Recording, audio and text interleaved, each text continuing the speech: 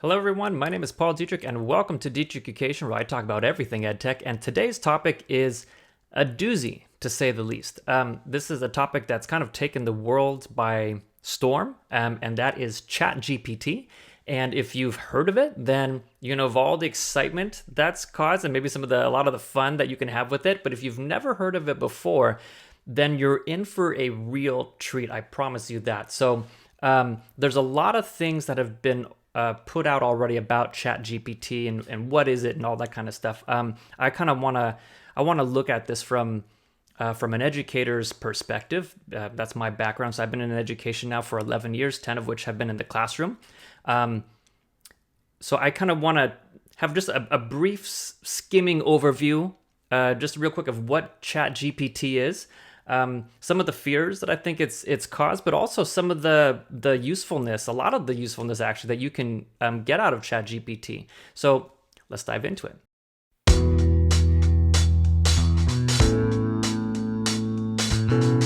Okay, so the very first thing is a brief overview, super brief. ChatGPT, it's made by this company called OpenAI.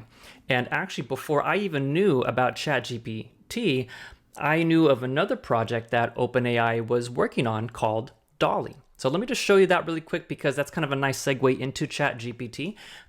So here is DALL-E. So what DALL-E does is that you can type in a description. And what happens is that this website, this DALL-E, will actually create an original piece of artwork based on your description. So for example, if I type a scary fish, or I'm gonna say a scary neon fish in a sea of wildflowers, and I click on generate, what it's gonna do, it's gonna think for a little bit, but it's gonna take my description of a scary neon fish in a sea of wildflowers and come up with its own interpretation. So I have like a neon-ish fish, right? These really brightly colored fish, kind of scary, but it's in a sea of flowers. So that's what this website does, and this is also under OpenAI. OpenAI has made another program or another project, and it's called ChatGPT. And ChatGPT is a chatbot. There are many chatbots out there. You can download them on your phone. They become like these like AI assistants, if you will. This has been in the news, I think, a lot more just because of it's been showcased a lot of what it can do here. So let's dive in and let me show you what it can do. So again, looking at this from an educator's lens and starting from the bottom and kind of working my way up here. So the first example I'm going to give is just asking a question. And what I'm going to do is kind of layer these. So we're going to start with the basics first and then kind of work our way slowly more and more, higher and higher, to more complex types of questions. And I'm hoping more mind-boggling, mind-blowing questions and results as well. So the very first one that I'm going to give you is just like a how-to question, right? So in this case, I'm just going to ask, how do I divide two fractions? So if we're going into a classroom and we haven't necessarily done this in a long time, I forgot how to do it. Here's a really good way to review, right? So I asked ChatGPT, and most times it starts within the next couple seconds. Sometimes it takes a little bit longer depending on the response that I ask or the question that I ask. Sometimes it doesn't respond at all. There's just, I can't do it, basically, right? But in this case, it does give us a response fairly quickly. And there's a button here on the bottom that says regenerate response. When I click on that, what that does is that it asks ChatGPT to give me another response. Same question, but give me a different response. I click on that and we'll see. Most of the time, actually, I would say almost basically every single time, it's always given me a different response. There's been a few cases where like the first sentence was like a canned response, but everything else was different.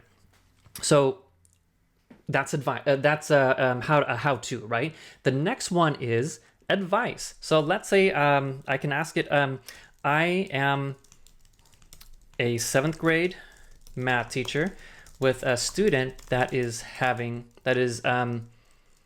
behavior problems. in class. They are very disrespectful and use curse words. What can I do? And it gives some, it gives a response based on the question that I've asked too. So if my response, or if my question is very broad, right, it's going to give a very generalized set of answers as well. It does give more specific answers if you do have a more focused question.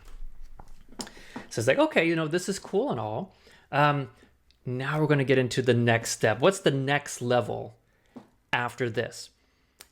Check this out. Okay, now I can say, write me a 2-paragraph essay on climate change. And away it goes. Now, here is the part where if you've never seen this before, or if you have, there's that question that comes up is like, oh, wow, this is really cool. Oh, wait, I might have to double check the papers I get now as an English teacher or as a social studies teacher. I need to make sure that my students are the ones writing these. So there's a big ethical question that now is a focus of discussion. Now we're not going to jump into that into this video, but it's something to also keep in mind. It's one of those gut instinct or reactions, like, okay, we got to block this website. It's like, okay, yeah, but if you block it at school, what's to say that someone is just not going to access it outside at their house or on their phone, right? It's one of those things too where this is where we are right now in society. We have this available. We have the calculator available. We have our cell phones available. ChatGPT is now available. So instead of just trying to block it like we do with what we've tried to do with a lot of different things, we got to start thinking this is essentially going to be the new norm in our society. How can we adjust? What can we do as educators in the classroom? How can this help our system evolve to something better? Okay. With that said, let's take it a step further. I was playing around with this and I'm like, okay, I wonder, can it really do this? Okay, it gives some advice, it can write papers, but wait, get this.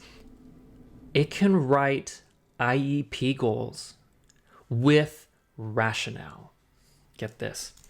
Write me 3 IEP goals for a student that is having difficulty in reading and math due to a learning disability.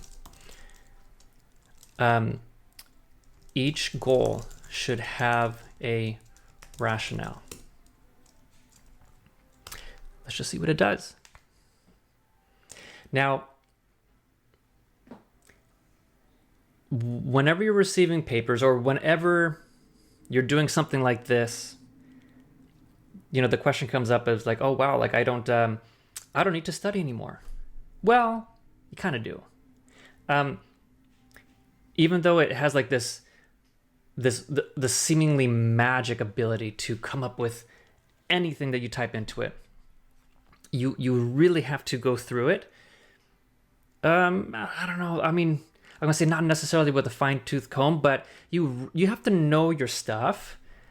Even if you're using it. So for example, if I'm making some IEP goals, I need to know, I need to know the student, I need to know these goals, I need to know the rationales, legitimate rationales that would go along with it, because even though ChatGPT is very awesome and cool and it comes up with these amazing responses, they're not always correct responses. So we have to keep that in mind. But there we go. We've got some IEP goals. We have some rationales. I went as far as going this. I'm like, write me, get this. Now this is going to save so much time. Oh my gosh. Write me a WASC report for a high school that is struggling with, school culture and disrespect. Let's just see what happens. Just saying. Yep, okay, and there we go. It's giving us a template.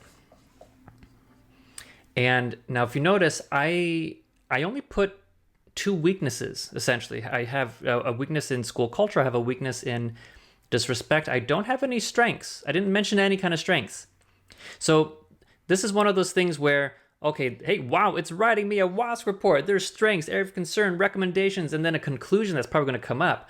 But the important part is that you have to make sure you just don't copy paste, right? Because I didn't mention any strengths, but it did list some strengths on its own. So, and actually, I think it does say, well, sometimes when it, after it writes certain things, sometimes it does say, go through this, these are generic responses, especially if it's giving specific responses, but you did not give it a specific detail yourself.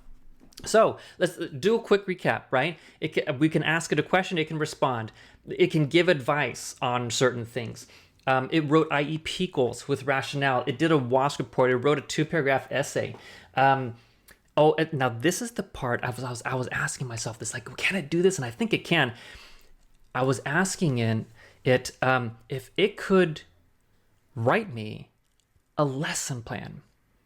Because as a teacher, especially when it's that last minute, hey, I'm sick, but I have to make sub-plans.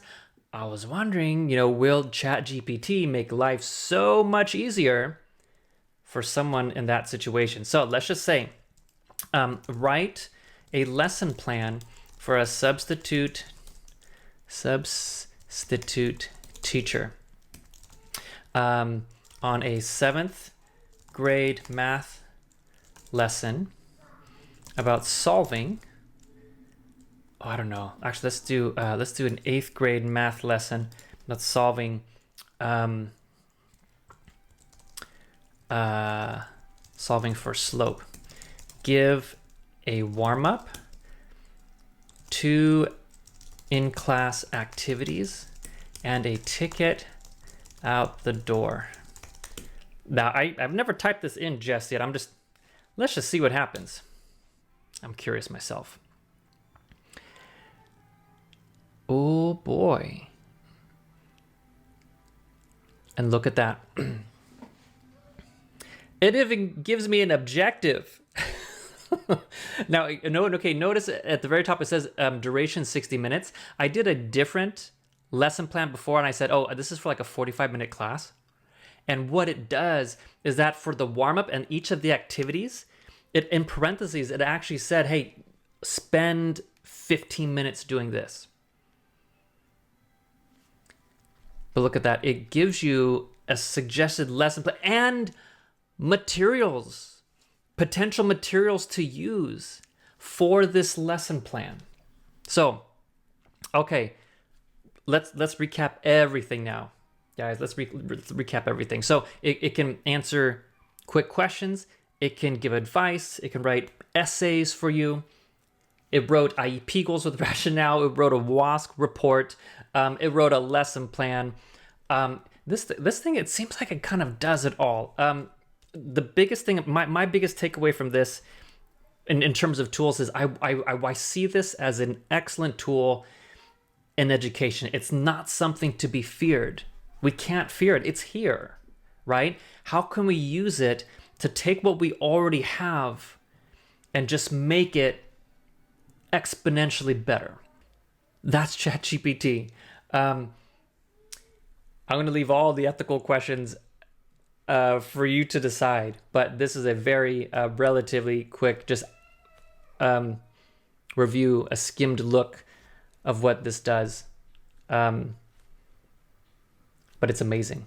It's amazing where education is going and where it can go. But I'm Paul Dietrich. Thanks for visiting Dietrich Education. We're talking about everything ed tech, and I hope you come again. Thanks.